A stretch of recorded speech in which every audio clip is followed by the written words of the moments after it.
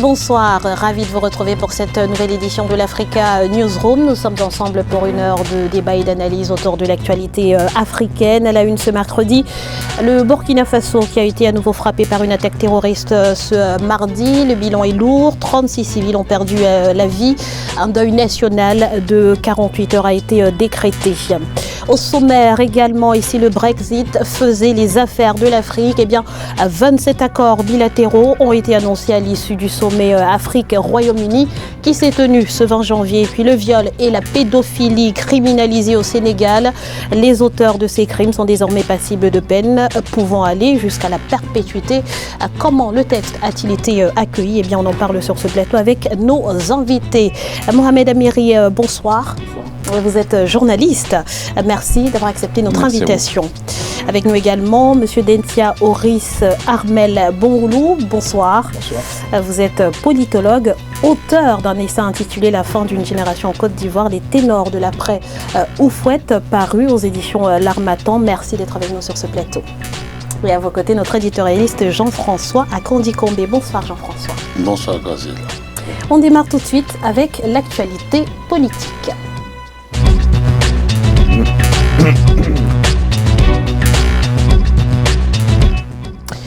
Pas de répit pour le Burkina Faso. 2 jours de deuil national ont été décrétés ce mardi au lendemain d'une nouvelle attaque qui a coûté la vie à 36 civils dont le nord. À bout de souffle, le gouvernement en appelle au concours de tous les citoyens. Explication dans ce sujet de Ange Bijou-Domagno. Le Burkina Faso renforce son arsenal militaire.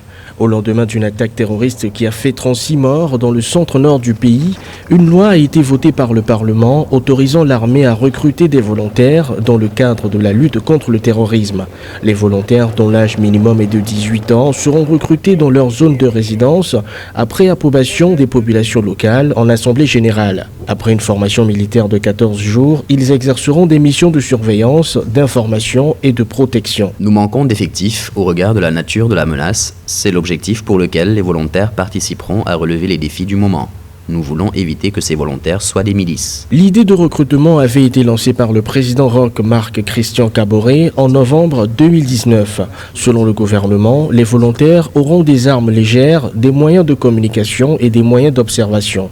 Leur tâche sera de fournir des informations et de défendre le territoire sur leur lieu de résidence en cas d'attaque, en attendant que les forces de défense et de sécurité s'y déploient. Et le gouvernement burkinabé a voulu mettre un peu dans la légalité des groupes déjà qui existaient, qui étaient volontaires pour appuyer la lutte contre le terrorisme. Ces gens-là vont se convertir en volontaires, avoir une formation. Donc on rentre dans une légalité qui me semble intéressante, qui peut renverser rapidement la tendance contre le terrorisme. Et je lisais ce matin dans un article des gens qui sont en train d'enterrer les 36 morts d'hier, des villages de Bassalogo, qui disaient que si nous avons des armes, on n'aura pas eu autant de morts. Depuis 2015, le Burkina Faso est confronté à des attaques terroristes qui ont fait plus de 750 morts et 560 000 déplacés. La dernière attaque menée en novembre 2019 contre un convoi minier a fait 38 morts dans la partie est du pays. Monsieur Amiri, comment expliquer cette recrudescence d'attaques terroristes au Burkina Faso? Faut-il y voir un échec des stratégies qui ont été jusqu'ici déployées sur le terrain? Moi je pense, et j'aimerais exprimer avant toute chose mes condoléances au peuple burkinabé pour cet attentat-là et puis pour tous ceux qui l'ont précédé. C'est terrible de voir à quel point est-ce que ce pays qui est enclavé, qui est entre le Nigeria, le Mali, géographiquement, il est dans une position qui n'arrange pas et qui ne fait pas ses affaires. En réalité, c'est le problème aujourd'hui principal du Burkina Faso. Et au-delà de l'horreur que ça représente, je crois que l'idée aujourd'hui de vouloir recruter des réservistes, d'une certaine manière, puisque c'est un petit peu le principe, je ne pense pas, à titre personnel, que dans le contexte actuel, ce soit une bonne idée. On disait, et on l'entendait dans le reportage, qu'on voulait éviter les milices, mais mettre en tout cas en place un système comme celui-ci risque de favoriser l'apparition de milices. On l'a déjà vu par le passé, et une fois que la bête a pris son envol, il est très très difficile ensuite de revenir en arrière, et ça risque de poser probablement des problèmes sécuritaires beaucoup plus importants que ceux qu'on connaît aujourd'hui. Monsieur Bangoulou, vous êtes de cet avis. Vous pensez aujourd'hui que recruter des volontaires n'est pas pertinent pour lutter contre le terrorisme? Moi, tout ce que je peux dire, c'est que la décision de l'État burkinabé, elle est d'abord légitime. Elle est légitime parce que la défense, d'abord, en principe, la défense du territoire, de l'intégrité du territoire, est une affaire de chaque citoyen. Ça, c'est le principe de toutes les constitutions africaines. Et lorsqu'un État, normal, comme le Burkina Faso, est victime d'une agression extérieure, c'est tout à fait normal que les populations soient amenées à défendre leur territoire. C'est arrivé dans l'histoire des grands pays. Je ne vais pas vous rappeler ici l'histoire de la France à partir de l'automne 40, mais je pense que cette décision est légitime. Alors, pourquoi est-ce que l'État burkinabé doit prendre son initiative? C'est parce que, comme vous le savez, les États africains sont perçus de l'extérieur comme des États défaillants. Ça, c'est une réalité. J'appelle l'État défaillant un État qui n'est pas capable de recouvrer sur son territoire l'entier exercice de sa souveraineté, qui n'est pas capable de s'opposer à tout type d'insurrection, à des rébellions armées. Donc ces États sont considérés comme des États faibles. Voilà. Donc je pense que cette décision était tournante parce que d'abord il permettra à l'État burkinabé de ne pas se présenter sur la scène internationale comme un État faible, un État défaillant.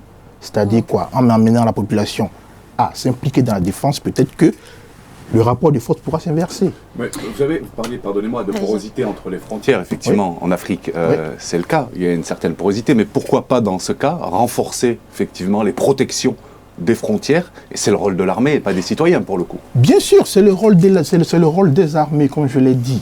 Mais il faut reconnaître que cette théorie de l'État défaillant, l'État faible, qui a été donné aux États africains, c'est une réalité, c'est vrai, nous sommes des États faibles. Mais il faut que la République, face à son histoire, se donne tous les moyens pour lutter contre cette insurrection. Alors, il faut que ce soit clair. Mais on ne demande pas, on ne dit pas que l'État burkinabé emmène les jeux dans l'abattoir. Alors, on va prendre la réaction il y a, de manière générale, je souscris à ce que vous avez commencé par dire, c'est-à-dire que c'est un drame national, et dans ce drame national, il y a des personnes qui ont perdu la vie, et qui avaient un destin qui ne se réalisera pas, et je crois que c'est d'abord en considération de ces personnes-là qu'il faut raisonner, et de ceux qui sont vivants et qu'on souhaite ne plus avoir affectés par ce mal-là. Vous avez évoqué tout à l'heure, vous avez posé la question de savoir s'il y avait eu échec jusqu'à maintenant. C'est évident qu'il y a échec. Toutes les stratégies qui ont été menées, si on débouche sur cette récurrence-là des attaques, des attaques massives et des morts massives, c'est qu'il y a échec, il faut l'admettre. Et je pense que le gouvernement burkinabé, le président de la République, le président Kaboré, l'a bien, même s'il ne le dit pas, c'est une manière de le reconnaître, que les stratégies qui ont eu lieu jusqu'à maintenant ont échoué. Et ces stratégies reposaient sur quoi? Elles reposaient sur deux piliers. D'abord, l'armée nationale, comme cela se passe à peu près partout, et puis d'autre part sur le soutien extérieur à travers notamment le G5 Sahel. Et ces deux dispositifs-là ne sont pas suffisants. Vous évoquez la question de l'armée. L'armée, bien sûr, on peut dire que dans l'absolu, c'est le rôle de l'armée que de défendre l'intégrité du territoire, de défendre l'intégrité des citoyens. Mais quand on descend un peu de la théorie vers la pratique et sur le terrain, les armées ont un format.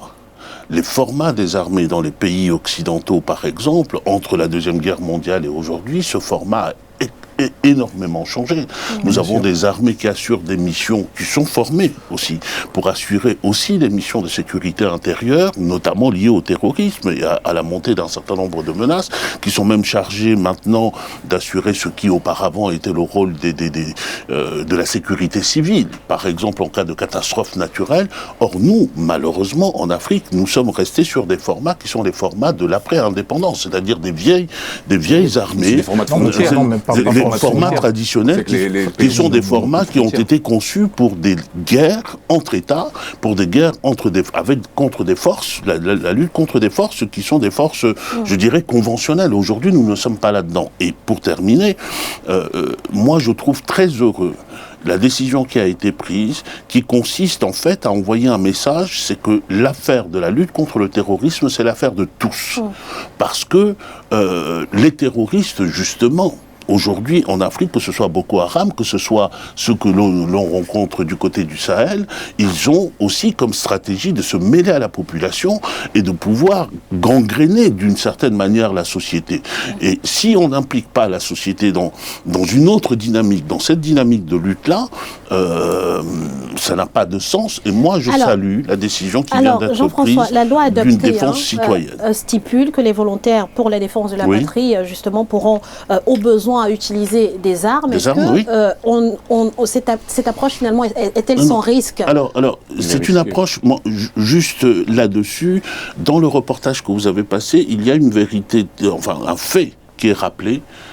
Au Burkina Faso, avant l'intervention de la loi, la population, notamment aux frontières, avait commencé à s'organiser en groupe d'autodéfense, à faire des patrouilles, indépendamment de l'État. Parce qu'il n'y avait pas assez de troupes sur place, il n'y avait pas assez de force sur place. Et je pense que l'officialisation à travers la loi, d'une part, en plus du fait de rappeler que chaque citoyen est responsable de la défense du territoire national, qui est une composante de l'identité nationale, en plus de cela, ça donne un levier à l'État pour organiser cette défense-là. Mais est-ce sans risque, Jean-François? Est-ce qu'on ne risque pas justement de voir éclater des cas où, par exemple, où il y a des règlements de compte, il y a des risques, donner finalement libre cours à l'arbitraire? Rien n'est sans risque.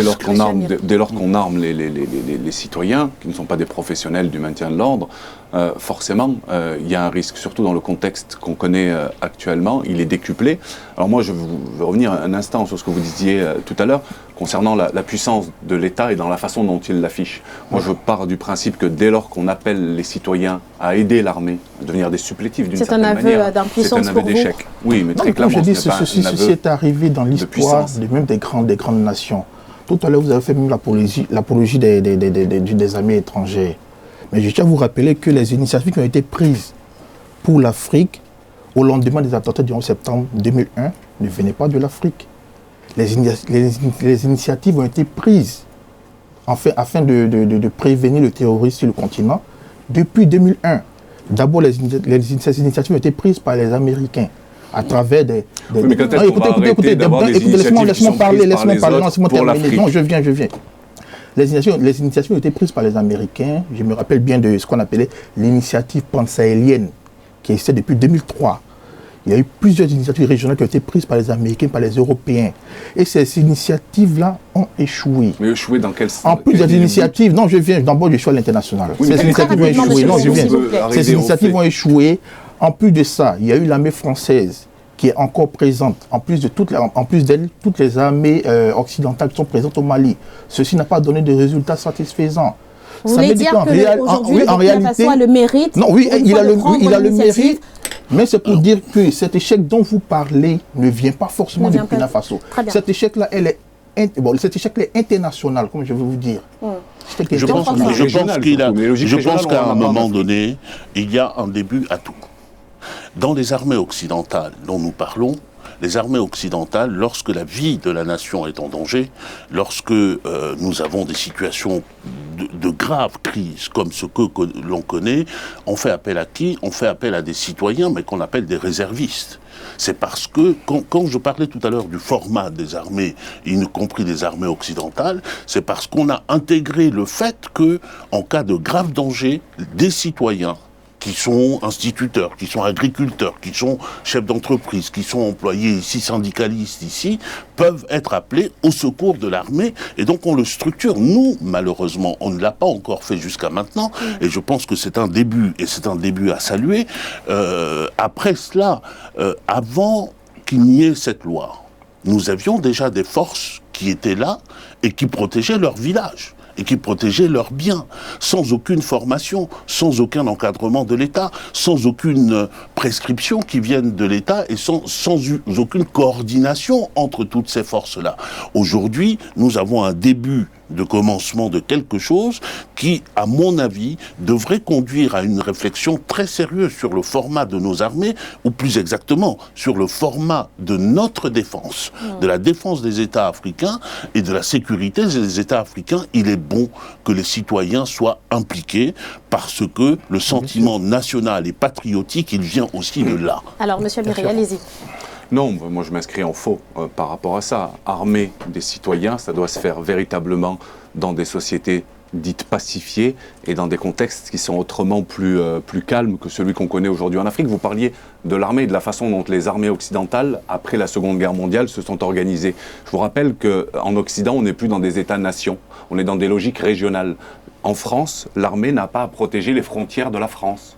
Alors on pose aujourd'hui la question de protéger les frontières européennes, c'est une question de défense européenne, mais ces logiques-là, finalement, on ne les rencontre pas en Afrique. On n'a pas de logique régionale, on a des logiques individuelles qui sont... Je vais juste terminer. Je protège mon État et je n'ai pas véritablement de logique de défense de territoire à l'échelle régionale. Mais je ne suis pas d'accord avec les prémices. C'est aussi aujourd'hui le problème de voir que le Burkina Faso, qui a le malheur finalement d'être situé dans une zone où les terroristes sont très actifs, et puis il y a des intérêts occidentaux aussi qui se trouvent dans cette région-là, ce qui fait que on a une recrudescence d'actes terroristes. Alors, une fois de plus, puisque c'est la question que vous posez, offrir la possibilité à des civils, dans une certaine mesure, d'être des vigies, par exemple, et d'assurer un service, j'ai envie de dire, de renseignement sur le terrain qui peut remonter jusqu'aux forces de sécurité d'État et militaires,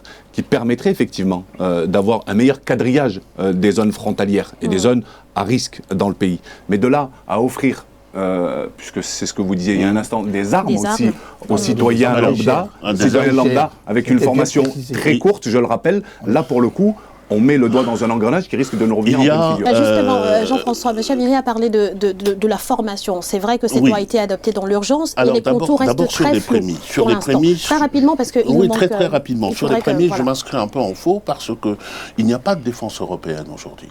Il n'y a pas de défense réelle. Je n'ai pas dit qu'il y avait une défense européenne, j'ai dit qu'on était en train de discuter. S'il vous plaît, monsieur, restons concentrés sur le débat et sur ce qui nous concerne. On va revenir au Burkina Faso. Il ne faut pas perdre de vue le cadre qui est un cadre très limité de l'intervention des citoyens. La loi prévoit qu'on leur octroie des armes, mais des armes légères, que par ailleurs, il s'agit, leur mission est de pouvoir commencer à se défendre avant l'arrivée des forces armées. Donc, nous avons là un phénomène qui est, en fait, ils sont les troupes, en quelque sorte, de cantonnement, avant que les forces régulières ne puissent arriver. Donc, on ne parle pas ici de délivrer n'importe quel type d'armes à des citoyens. Des armes légères, par exemple. Des armes légères, ça du simple... La Kalachnikov. Comment vous faites du Kalachnikov, c'est une arme légère? Oh, bien sûr, ça peut être... La Kalachnikov est une arme légère. D'accord, alors une arme lourde, c'est un tank dans ce cas. Alors, messieurs, nous allons marquer une courte pause. S'il vous plaît, pardonnez-moi, on marque une courte pause. On se retrouve dans quelques instants pour la suite de ce débat. À tout de suite.